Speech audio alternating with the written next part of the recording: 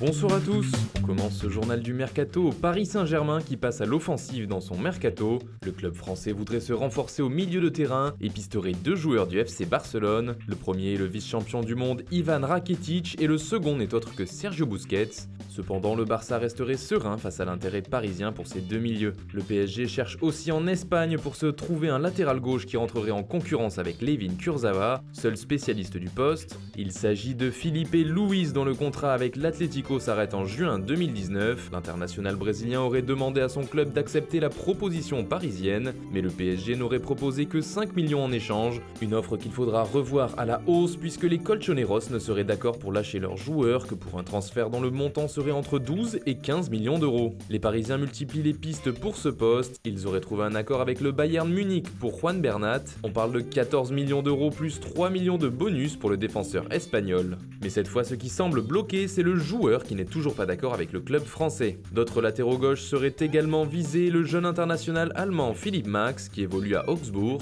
et Raphaël Guerreiro du Borussia Dortmund qui intéresserait fortement Thomas Tuchel. Ce dernier discuterait aussi beaucoup avec Sami Khedira. D'ailleurs un milieu de terrain pourrait quitter le club, c'est Giovanni Lo Celso placé sur le marché des transferts par le PSG, mais il faudrait dépenser au moins 40 millions d'euros pour le faire quitter Paris. Et dans les prochaines heures c'est Moussa Diaby qui devrait partir, le jeune attaquant de 19 ans devrait rejoindre Montpellier en prêt pour la saison prochaine. Enfin du côté des départs, le gros dossier c'est bien sûr celui d'Adrien Rabiot. Il ne lui reste qu'une année de contrat et il n'a toujours pas accepté de prolongation. Thomas Tuchel aurait fixé un ultimatum aux joueurs français, re-signer avant la fin du mercato ou tout simplement quitter le club. À l'étranger, Julian Weigl qui intéresse notamment le PSG devrait coûter très cher. En effet, le Borussia Dortmund aurait fixé son prix à 75 millions d'euros. Le club allemand aurait d'ailleurs des vues sur Divock Origi, attaquant du Liverpool FC. Et c'est officiel, Sébastien Corchia est arrivé au Benfica Lisbonne en provenance du FC Séville. L'ancien Lillois est prêté par le club andalou pour une saison.